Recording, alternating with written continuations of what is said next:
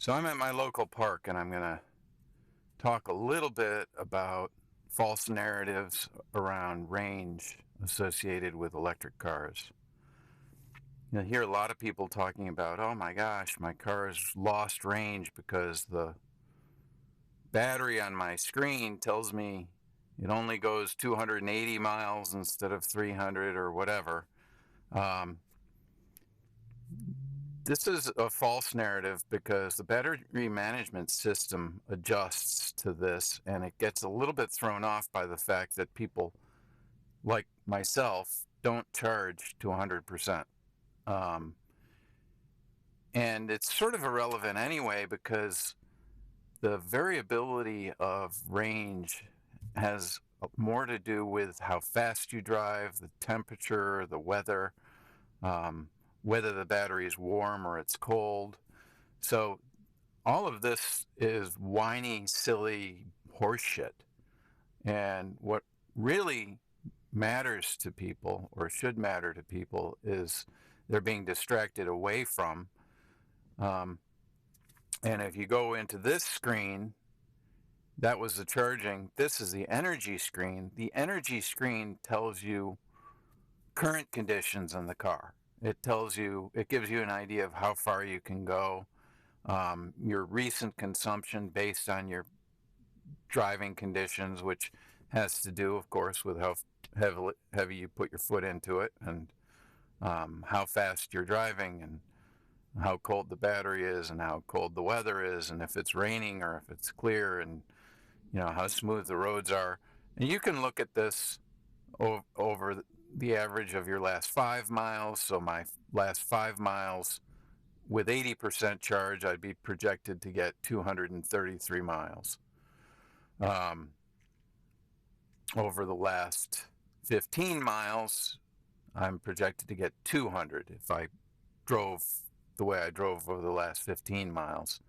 And then if I continue driving the way I drove over the last 30 miles, I'd get about 204 miles of range. And you can do average range or you can do instant range.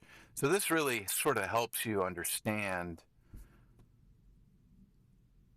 how your car, under your current conditions, how far it can go.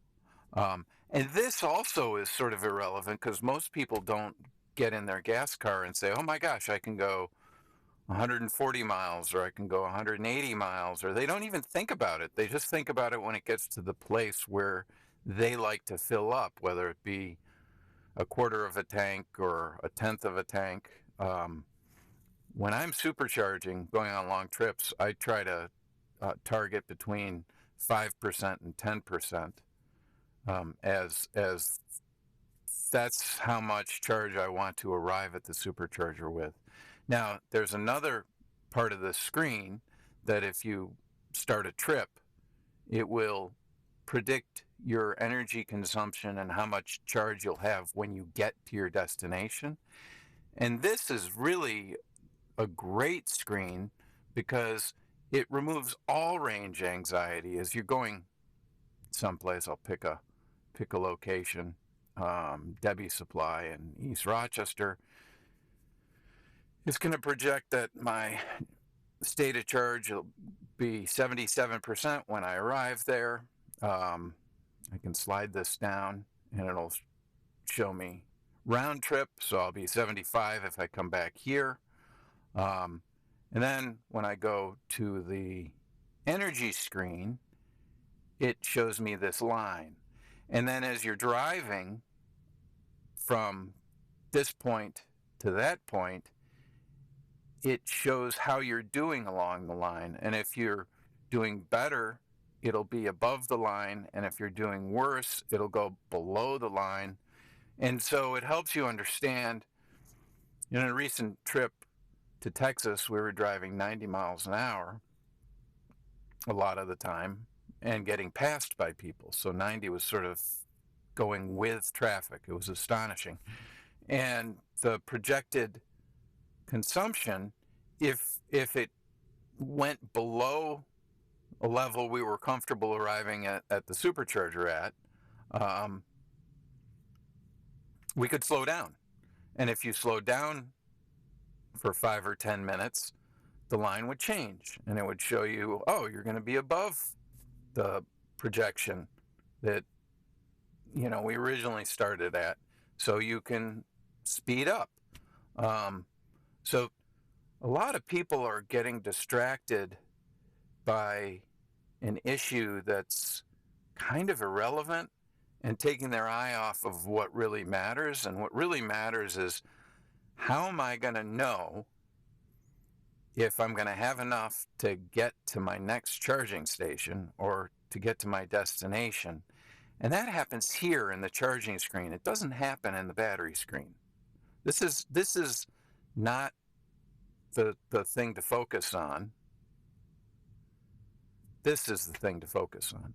And when you're looking at these cars, if I can get to this is, recent update made it hard to get to past consumption, but